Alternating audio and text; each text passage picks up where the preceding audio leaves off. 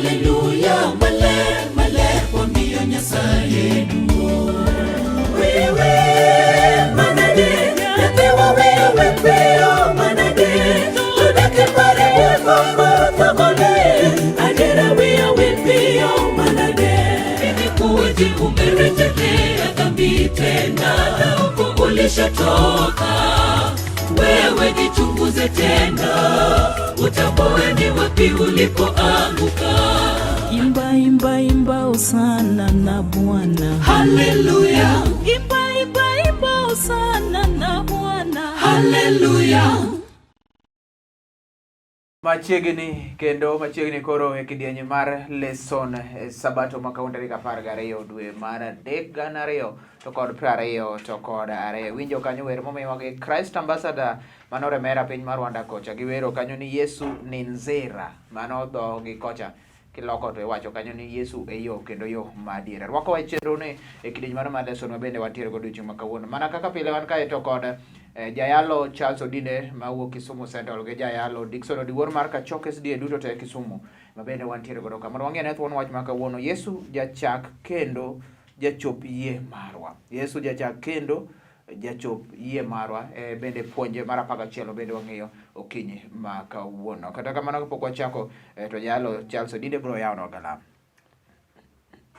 Walemo wuona man malo wagoero kamano nikech ber waneno lweti ndalo auchiel kendo abiro chopo nikech ng'wono ni wapuonjore gi nyithindi lor piny ichako ngimawa kendo itieko nyiso ni weche te ni e lweti ng'wono madonere kwa lor piny e weche te nyaka watieki e nying Yesu wakwayo. Amen. Happy Sabbath. Happy day. Happy day. Happy Sabbath and good news. Adwoko nero ka Nyasaye kamano kuom yawonwa okinyi makawuono sabato ne.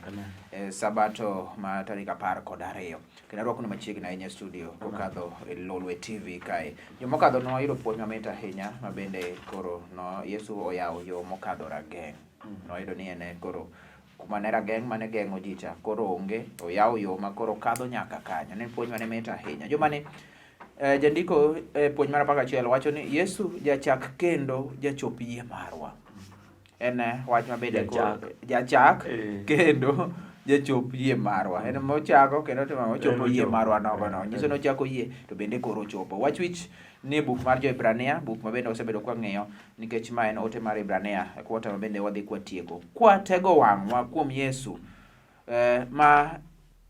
ma jatelo kendo jachop mar yiewa en nodhil e msalaba kochayo wich kuotne nikech mor ma noketi e nyime to koro osebet piny e bat korachwich mar kom Nyasaye. Jo-Hibrania 12 wesne 2. Jalo Dickson pono wachno kaachiel to kod muma mabende koro miwa kae. Ere kaka Yesu Jachak kendo en mochako chopo yie marwa. Erokamano ahinya. Wago erokamano japuonj ka chiel kod Pastor Charles. Pero mondo wapuonjre weche madongo. Puonjruok mar 11 Jendik lesson okete mana ka japuonj mokwongo osewuoyo ni Yesu Jachak kendo Jachop Yie Marwa. Kendo mano temo bro nono achiel kachiel kaka wamedo dhi nyime mondo wamed fwenyo weche madongo kaka Yesu nochako Yie Marwa kendo en mobiro chopo Yie Marwa. Omiyo wafwenyo weche madongo e buk mar Jo-Hibrania 11 kaachiel kod Jo-Hibrania 12 mwabiro goye mbaka kaka wamedo dhi nyime mondo wang'iye ni kara nitiere nengo ahinya kuom buge ariyogi Jo-Hibrania 11 kaachiel kod Jo-Hibrania 12. Kendo kanyo wabiro neno kaka jokristo moko nokadhe chandruok, jokristo moko bende nokadhe pek mopogore opogore, to kata kamano ne gin kod yie motegno. Yie motegno no bende wabiro none mondo wafweny ni to kane gin kod yie motegno to kara ang'o bang'e ma Nyasaye nochangi. Mano miyo jandik lesson wacho ni Jo-Hibrania 11 kod 12 nyaka bende gin suche ma ji ohero ahinya e kitabu ni. Giwuo kuom ngima jakristo kaka ng'wech ma wan duto waringe kendo ma ji duto mobedo jo adiera biro yudo mich. Wach moro nitiere maduong' e iye kanyo niya ni ji duto mohero adiera biro yudo mich. Ok ang'eyo ne en mich machalo nade to jandik lesson biro lere kaka wamedo dhi nyime mondo wafweny ne en mich manade ma Nyasaye ochanonwa. Mano wach mokwongo. Wach mar ariyo kaachiel kod mar adek matiekogo en niya wan e tich mitiekogo tich. Wan e tich mitiekogo tich. Wabiro nono kaka wanyalo bedo e tich ma itiyogo tich mondo wanon ane weche madongo machalo kod mago. Wabiro ng'iyo kaka Yesu e jang'wech motelo mayawonwa yo. Yesu e jang'wech to telo aso chako yawonwa yo. Omiyo wach wich ni kod weche man kod nengo ahinya e buk mar Jo-Hibrania 12:2 mawacho niya, ni kwatego wang'wa kuom Yesu ma jatelo kata jachop mar yiewa, en nodhile msalaba kochayo wich kuotne nikech mor ma noketi e nyime. To koro osebet piny e bat korachwich mar kom Nyasaye. Erokamano japuonj. Erokamano ahinya jayalo Charles bende Jachak Kendo Jachop Yie Marwa ne. Jachak kod Yie Marwa opogore ka weche ariyo niya. Namba achiel, Yesu no en emochako warruok ma wantiere. Emomiyo mowacho ni kokadho kuom ng'ato achiel tho nodonjo, kokadho kuom ng'ato achiel warruok odonjo. Koro omiyo chak to gi chop mar Yie Marwa. Kisungu wacho maber ahinya. Author and finisher. Or our perfecter in salvation marwa. Koro Yesu ne nigi teko kind ngimawa, to gima chaka neno kuome ka ni joma ng'eny ne gure msalaba mana kaka historia osebedo ka wacho. Nimna jok manokuong kendo nocha. To eto wacho no dhi msalaba komor koonge wichkuot nikech onge namba achiel okanne ngima bang' msalaba. Joma ng'eny notho e msalaba to ngima ne gionge go. To Yesu ma en Jachak kendo Jachop Yie Marwa otho e msalaba konge wichkuot kong'eyo ni adieri gima nochako nyaka otieki. Amor gi wach achiel kotieko go wacho niya, dwachi ema mondo otimre. Ng'at monego bed ni konyowa wabed nyithinde chutho bende owacho ni dwach Nyasaye mondo otimre kit ngimawa. Koro jandiko nitamo konowa element mag Yesu. Wasebedo kowuoyo kuom Yesu e kwotani, to kawuono wachopo kuome kaka author and finisher mar Yie Marwa sana. Bende kwadonjo mana e chak tich, nyiso ni jogo makare biro dak kuom yie. Ka hekma bende koro dang'i anena ni to koro gin singo mage ma bende koro keti kanyo. To e dak makare ni bende koro chalo nade jalo Dickson. Jogo makare biro dak kuom yie. Ng'oma bende koro dayudo kae ni to ere kaka jogo makare ere yie otudore nade to kod bedo kare. Erokamano ahinya japuonj. Chak tich wacho weche madongo ma ogo e Sabato odhiambo. Kendo ang'o mwaoge Sabato odhiambo? Gima waoge Sabato odhiambo en wadwa nono yie. Kendo wadwa nono kaka ng'ato nyalo bedo kod yie. Kara omiyo jandiko ne wacho ni Jo-Hibrania 11 nyiso ni yie en bedo gi chir kuom singruok mag Nyasaye kata mana kapod ok wanyal nenogi. Omiyo puonjruok mar jumani biro medo yango matut kuom gima yie en kod kaka inyalo yude kokalo kuom nono ranyisi mag kinde mosekadho. Omiyo wabiro nono ranyisi mag kinde mosekadho kwanono yawuoyi moko. Omiyo jandik lesson kochopo e chak tich wacho jogo makare biro dak kuom yie. Afwenyo wach moro jopuonj wetena ni kara ng'ama dak kuom yie en mana ng'at makare kende. Nikech Yesu ne kare, to en jatelo mar yie, omiyo ng'ata mabedo kod yie nyaka bed ng'at makare. Omiyo inyalo dhi kata mana ir jatuo moro, to ineno kode kineno ka jatuo tuo ahinya ketana mamidekre. To bed kod wach moro e pachgi kone niya, kuom yie isechango. To adier kochopo kiny kata orucha, tineno ka ng'atno osechango. Omiyo yie namda wach weche madongo moko e iye ka. Ni oganda moko machon nok nyalo yudo singruok nikech ne gionge kod yie. Oganda moko nitie mane chon mondo dak chien kacha koso mana yie mana matin kende kama kaldari nomiyo no ginyalo yudo gik madongo kuom Jehova Nyasaye. Afwenyo wach moro ni kara ka ng'ato koyie kuom Nyasaye to ok onyalo yudo gimoro kuom Jehova Nyasaye. Mano miyo jandiko mondiko buk mar Jakobo wacho niya, ni ka wan kod yie matin to wachalo mana kod apaka magoyo nam. Mano wach mangima ahinya. Yiena moda wach mokwongo wach achiel e paragraph mokwongo asta we mana kod kanyo. Jandik lesson keto wach moro e pacho niya, nitimo kinda e kit joge Nyasaye modak e kinde mar gikoni. Nitiere kinda midwaro kuom joge Nyasaye. Mano wach mangima. Kendo kamano onge to ok giniyud singruogni. Ka onge kinde jopuonj wetena to onge gima ng'ato nyalo yudo kuom Jehova Nyasaye. Kata kamano mondo mi watim kinda, jogo moyie madwaro mondo omak motegno yie margi.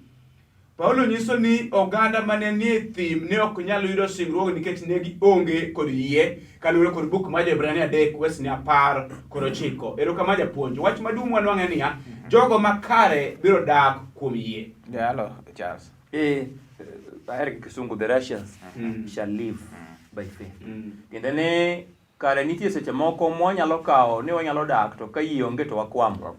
Nitie weche moko matek ma nyaka yie bedie eka nyalo. Ahero 38 Jorumi, to ng'at makare nobed mangima kuom yie.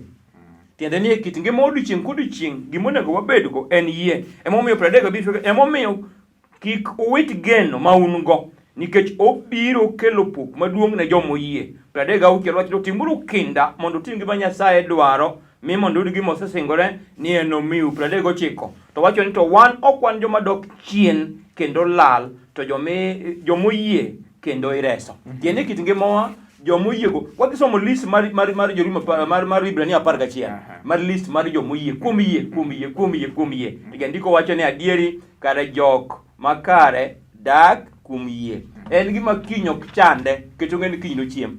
Be gima kiny ok chande, ong'e ni bobedo mangima ka Nyasaye oyie. Koro yieno ema duong' ma jatindiko wuoyo kuome kawuono. Yieno ema duong' mana kaka wacho ni list wadadonje. Wachaka nena kuom yie mar Ibrahim kapok wadhi e yweyo Jayalo Dickson. Kuom yie mar Ibrahim, yie ma bende koro waseloso kae ni joma kare odak kod yie. Wachaka nena ge Ibrahim. Amen. Erokamano ne japuonj.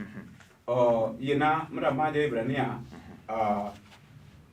Jo-Hibrania 11:1 mondo wanone wach moro ma Jadik Lesson wacho. Wach mangima japuonjre jo Nyasaye en ni wanono wach yie. Kendo wadwa neno kaka yawuoyi moko nobedo motegno kuom yie, to miyo yie nigi nokonyowa. Yie namna fwenyo wach moro kuodi ni Ibrahim e wuonwa kuom yie. Ang'o miyo Ibrahim obedo kuodwa kuom yie? Ibrahim nogolo nyathine ka gir misango. Kendo ndiko wacho ni kanochopo e thim to nokawo panga kagima in fact ondike ni nosachinjo nyathine. Mane kandiko wacho. To kata kamano pol noyie mochiwo nyarombo mondo kaw karang'ono kar Isaka. Koro wanwang'o ni jali nobedo kod yie ma gimoro amora ma Nyasaye nokwaye nonyalo chiwo. To wacho wach moro niya, kendo nyathine nowacho wach moro niya, God will provide. E thuolo ma wuod nopenje ni to gir misango wadhi timo nade, wadhi yudo kanye. To bedo gi yie moro motegno moingo kama ne nitie ni God will provide. Omiyo ka wayudo wach moro ni kuom yie Ibrahim, en ni ng'at ma onge kod yie ok nyal bedo makare ni Nyasaye. Ng'at ma onge kod yie jo kama ok nyal bedo makare ni Nyasaye. Omiyo Jo-Hibrania wacho niya, we asom wes 4. Yie ema nomiyo Habil otimo ni Nyasaye misango malong'o moloyo misango mane Cain otimo. Kuom yie mare Nyasaye noyie kode ni en ng'at makare, nikech Nyasaye noyie gik moko mane ochiwo, kendo kuom yie no pod owuoyo kata obedo ni nosatimo nade, nosetho. Omiyo wayudo wach mangima kabisa ni kuom yie Nyasaye nokwano ng'at miluongo ni Cain mondo bed Habil mondo bed ng'at makare, nikech noyie mondo bed e nyim Nyasaye. Mano wach mwayudo. Wach mogik, nyaka beni Ibrahim samoro ne en achiel kuom jogo man kod nengo ahinya mokuome surani. Tim Ibrahim mogik mar yie en achiel makelo puonj maduong' ahinya kaluwore kod kido madieri mar yie. Erokamano ne japuonj. Ndine kapok wadhi break, inyiso kanyo ni kuom yie, mane bende kuom yie. Ang'o ma dwa nyawa achiel kuom joma luor ahinya kuom yie en Ibrahim. Kwarwa kendo wuonwa kuom yie. Higni 90 ka ng'ato dak kapok onyuol. Jomoko nitie maneno wa oko kacha kendo winjowa maka dhako chiko higa achiel to riembo ni pok onyuol. To ng'ani higa 90 at the age kae to dhako chande gi menopause ma dho kisungu wacho nosekadho ndalo mag nyuol. Kae to wach moro biro, welo moko konoge ni higa makama, tarik makama higa manyien ibiro timo. Kae to muma wacho ni Sara wuon to nongeko nyiero. To Ibrahim to nikech ne en gi yie, ondika achiel ni bedo kod adiera ni wabiro yudo gik ma wageno, kendo en bedo gi ratiro maonge kiawa ni gik ma wanyalo neno nitie, gik moko nyal neno nitie. Emo Ibrahim nowacho ni ka Nyasaye mowacho. Ahero weche moko ni ka Nyasaye mowacho. Aneno chieng' moro wach manyien ka Yesu wuoyo gi jopuonjre to kono to reche useyudo ni otieno to ulo koyudo reche ni to nikech wacho wabiro timo gidwoko gogo. Koro nyiso ni yieno kare yie nyaka med gi tich, yani faith without works watimo go nono. Emomiyo Ibrahim ko Jayalo wacho ogolo nyathine to kone in wadhi adhi Nyasaye bote mana Nyasaye biro chiwo to nyathino ng'iyo literally Nyasaye kone ka nitie gima kuma rombo nyalo ae kone kanyo kuma gidhiye ne but not timore through faith. Erokamano ahinya yoga miyo oduogo ng'iyo kanyo oseng'iyo kuom yie mar Ibrahim. Moda ng'iyo ane to Musa Musa to koro mare ne chalo nade bang' ywe ma bende wayudo ka chendone mar wuodh geno. Imba imba imba osana na Bwana. Hallelujah. Imba imba imba osana na Bwana. Hallelujah.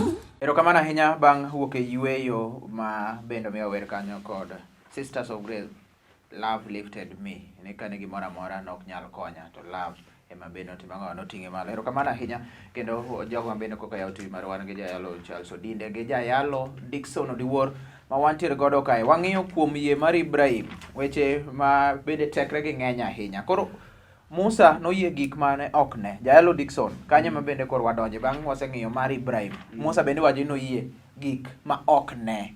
Japuonj erokamano. Yie nigi nengo. Kendo gimomiyo yie bedo gi nengo ni kara gimosetho inyalo bedo kod yie inyalo bedo kod ngima. Mano miyo kawuono ng'ato kawo nyathine katere bur to yie keto niya obiro chako ne nyathine. Obiro chako ne ka Yesu duogo mare. Omiyo jadik Yesu nowacho wach moro niya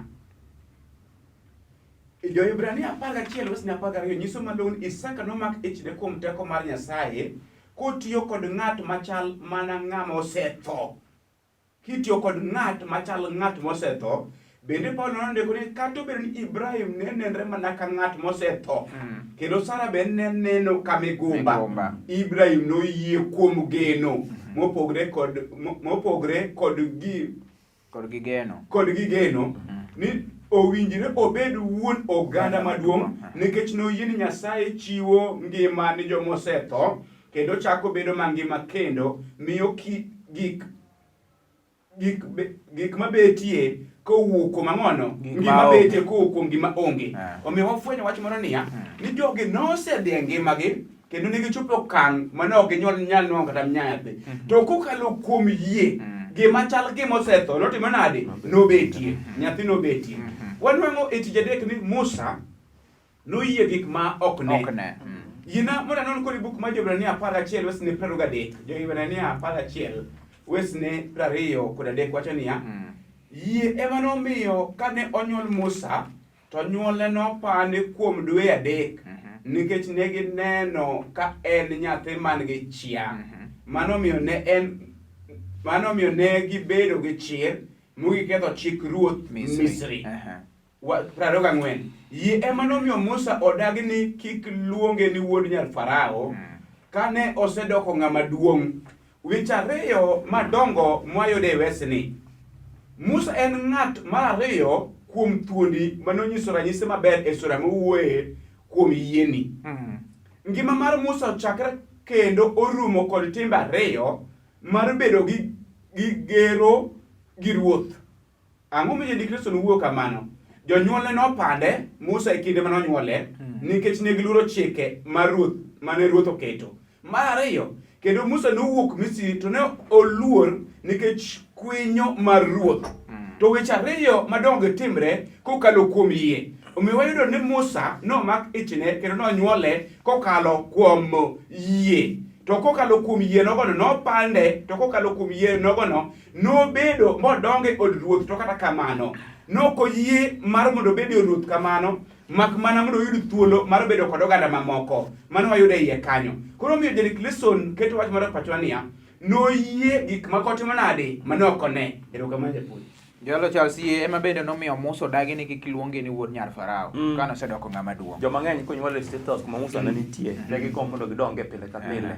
Athoro pimo kit Musa no gi kit Joseph ni kata ne en ka Potifa gi Farao gini to ne ok othago chunye noparo dalagi kendo biro tiyo kodgi. Koro puonjowa adieri ni kare yie nyalo. Wach mahero go Musa, jandiko wacho ni duong' mar Musa ne ni nonyalo neno moyombo singo mane ruoth Misri ochiwo kendo norango yudo gik mane ok ne mane en singruok mar Nyasaye. Kendo ni kare Musa ne gik mane thage ne en gik mok ne. Paulo wacho pile ka pile neno gi wang' kadho kendo rumo to mok ne osiko manyaka chieng'. Emino ng'eni kodak Misri ka gi ruodhe ne ni koren wuod nyar Farao. To bro yudo mwandu kaachiel gi duong' mar pinyni. To pache no ken mar pinyni, ne en pach polo. Emomiyo wuon gi min ka pande dweche adekgo ndalo minego nyithindo makayo ma yawuoyi to eto pande mo survive nyiso ni gin be ne gin gi yie. Emomiyo nago history nago picha sama koro ter Musa koro inyumo e pi kuma nyar Farao luokore gokinyi kato kwanye kobole kanyo gima float to bang'e Nyasaye otimo ng'wono mochako bedo dhano. Ka wang'e yepo koyudo ka ne State House owacho ni I rather dok chien mondo atagara gi jogewa molo chamo mor for a little time. Tieni puonjowa gi jawinjo gi janeno ka nitie moko manyalo chamo sani to konywa kiny. Gimonego wacham en ngima mabiro mok ne giwang' through yie. Wesne prara biro bene met kanyo wacho ni yie ema nomiyo wuok Misri ka ok oluoro mirimb ruoth. Ne odhil mana ka ng'ama oneno Nyasaye ma ok ne. Mano yie mar Musa. Kendo koro wayudo kanyo ni no yie gigo mabende koro ok ne. Wadonjo ne tich ang'wen kuom yie. Rahab kod joma moko. Jalo Dickson kowacho ni kod joma moko nitie jomoko ma bende koro dhi owuoye yie kae. Ang'o ma bende koro yie ma odang'iyane mar Rahab kod joma moko gi. Kamano ahinya japuonj achiel kod Pastor Charles wacho weche madongo e last paragraph. Mar tich adek ni Musa to noyiero mondo sande kaachiel kod Nyasaye koweyo mwandu mag jo Misri koyie ayany nikech ne en kod winjruok gi Kristo bende noyie ni mich mar Kristo ne duong'ne moloyo gimoro amora mane piny Misri ne nyalo chiwo. Afwenyo wach moro e tich adek ka wadonjo e tich ang'wen ni kara jo Nyasaye biro kadhe e pek moko kaachiel kod chandruoge moko to chandruoge ok kik golwa kuom yie. Emomiyo Jadikleson penjo niya, ere moko kuom chandruoge ma iseromogo nikech yie mari? Janeno penjo maduong' en niya, e yie mari no ere pek moko kaachiel kod chandruoge moko misekadhe? Emomiyo Nikomoro wacho wach moro niya, dobed kech, dobed tho, dobed midekre, madipogwa kod hera mar ang'ono mar Ruoth Nyasaye. Kara mago kik pogwa kod hera mar Ruoth Nyasaye. Wananana nikech tiero odiochieng' ma Yesu biro kawae. Tich ang'wen Jadikleson wacho ni kuom yie Rahab kod joma moko. Jadiko kelo wach moro maduong' magombo mondo afweny kod niya, ni adiera makende niya, Rahab nokwa par kendo kata mana jok mane odak e dala nok nyalo paro nonyalo yudre e kuom jok miluongo ni jok mane kod yie. Ang'o miwacho kamano? Rahab ni seche moko ing'e maber janeno mar Lolwe TV. Rahab ne en dhako ma jatimo nadi ma jachode. Kendo ne en Jo-Yahudi to tich mane otiyo mane ong'ere ne en chode. To jandiko wacho ni kalure kod gima notimo mar pando joma moko. Kara mae nomiye thuolo mar yudre e buk mar Jo-Hibrania kiluongo thuonde mang'ono mag yie. Mano wach mangima ahinya.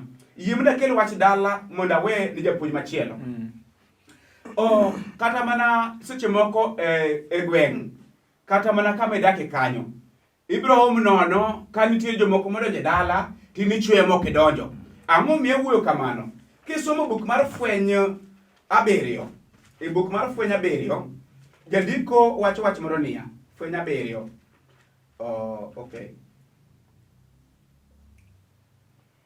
Fweny 7 wesni 13 wacho niya, eka achiel kuom jodongo nopenja niya, jomorwako lewni morochire gin ng'agini to gi akune. Wesni 14 to ne adwoke ni jaduong' in eming'eyo wach mangima niya, Nyasaye ong'eyo joge kendo ibiro ol nono ka Rahab moko otimo nadi oyudo thuolo mar donjo. Erokamano japuonj. Erokamano Jalo Charles. Rahab dhako ma jachode iwacho ni yie mare ne. An gima okero gi nyinge kotieki ni kuom yie Rahab dhako ma jachode pod iluonge ni jachode. Tiende ni kit ngimane cha e gima nong'eyego. To muma wacho ni jocheng'go odhi Jeriko. Kae to yawuoyi ariyogi Rahab opandogi nikech joka ne dwa negogi. Kae to lorogi koro okuta nikech nodake ot mogik koro okuta. Ng'ene jandiko moro wacho ni kuma nodake strategically put mondo joma donjo mawelo mondo kaw wende mondo ng'ego chutho. Emomiyo koloro joka to joka okone ni gima kore tim tiyo tamba makwar ka. Kwa biro katho ka ok inekethi. Kendo kineno ruins kaka picha nogo ka Jeriko lwar piny te. Tiyudo ka Rahab nochung' kotiedo. Kang ka Yesu thote morumo to eka Joshua gone idhuru odcha. Kun Rahab ndo lor piny kane gilore. To ng'ama nyinge ok oluong kama jawinjo no akadho go matin jayalo. En ni Joshua wuod Nun Rahab luongi kapok luongi nying Joshua. Emomiyo wacho ni joma moko. Tiende ni Joshua bendo participate mondo joko ing'eni Jericho ne gilwaro ndalo 7 kae to lwar piny. To Joshua ema notelo ne lweny ni. To bang'e nyinge ibido pande ka to Rahab kuongone. Ing'eyo Yesu wacho adiera ni kare kik wabed motang' nikech samoro jochode gi jokuo gi jomiriambo nyalo kuongo nwa e polo. Tiende ni kare mana ka jalo wacho Nyasachwa ong'e joge ne. Wach mogik machaka neno ka wacho niya Rahab ne ochot mane odak e koro ohinga ma Jericho ne opando jobete 2 mane gin jo-Israel mane kaka sawacho mar dalano nikech ng'wono mane otimo ne jogi. Koro the word element mantie kanyo en ng'wono mane otimo ne jogi. Tin strangers pass jok moko ng'eyo to rwako. Anyalo pare mana gi dhako mane or kuom Elijah chande, Elijah or kuom mama chande kae to nokonyo achiel kuom chiliel manyenge obedo ka nyaka sani. Koro list no pod dhi nyime emo ndiko ni gi jo mamoko jawinjo gi janeno kamodi bi nyigi nitie kanyo kuom yie.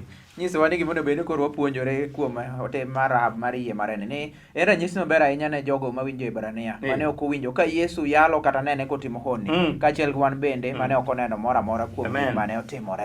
Yesu notimo hono to pod wan gi yie ni notimo ang'o, nochengo notimo ang'o kendo yie noduogo kendo yie noduogo kendo wadonjone Yesu Jachak Kendo Jachop Yie Marwa ma bende ne thuon wach mar makawuono jalo Dickson chako kele kae odiochieng' mogik ka watieko. Erokamano.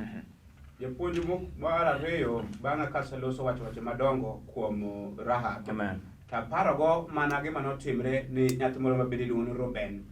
Gimomiyo Reuben nopar nikech Joseph mowadgi. Notalo nying Joseph mane oyie mondo opar nying Joseph, bu Joseph noyudo thuolo mar donjo e od ruoth kokalo kuom nyathi miluongo ni Reuben. Omiyo kata doko nodwanyo tada mar min mare achiel kod wuon mare to kokalo kuom yie noyudo thuolo kendo nying Reuben boyudre e dala. Amor ahinya kuom wachno. Tich abich jandiko wacho ni Yesu Jachak Kendo Jachop Yie Marwa. Yie namra wacho weche moko 2 kata 3.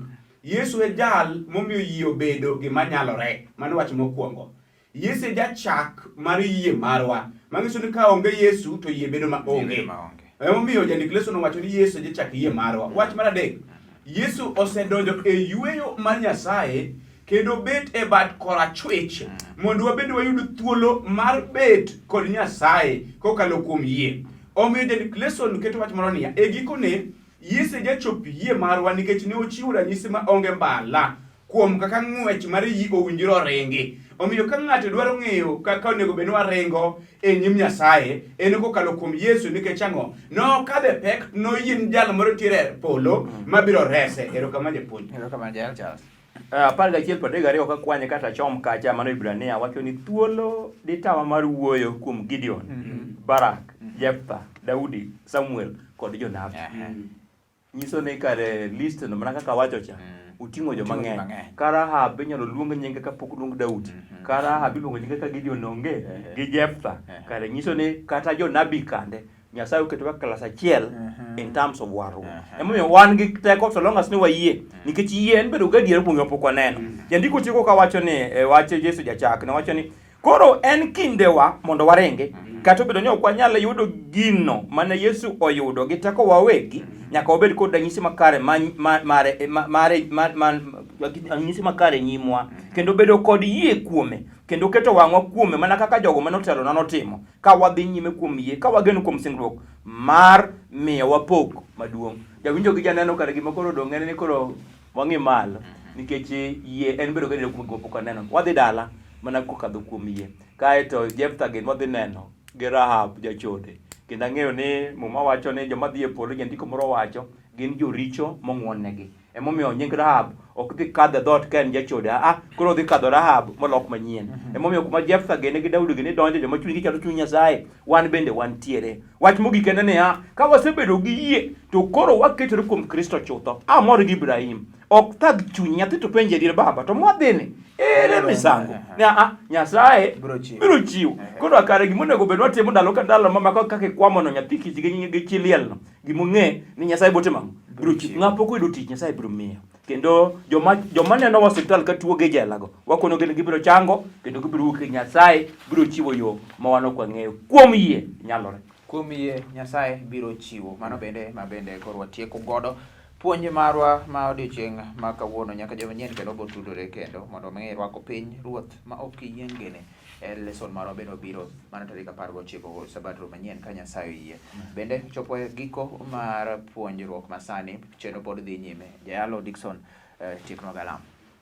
Wagoyoni ni erokamano sepuon keche ber. Erokamano kuom puonj ma kawuono. Bed Nyasaye weche te e nying Ruoth Yesu Kristo wakwayo. Amen. Erokamano ahinya penjo moro amora ma bende ibiro bedo kitudori kanyo to kod jalo. Nembni ma bende koro kadho piny kanyo mondo iyud ni to puonj mane ma samoro kadho ni ang'o ma bende digombo medo kanyo. Wika wenda ariyo Ogada Girls mawuok Migori na tumwabudu wapake kendo walame barabara SDA Youth mawero ni tembe nawe wasik mana kawuotho kodi nikech ang'e ni duto te bende biro bedo kata Nyasaye bende biro chiwo kaluwore gi puonj ma bende wantiere godo. Watude kendo bang' thuolo machuok ka dhi nyime gi chenro mar WUODH GENO.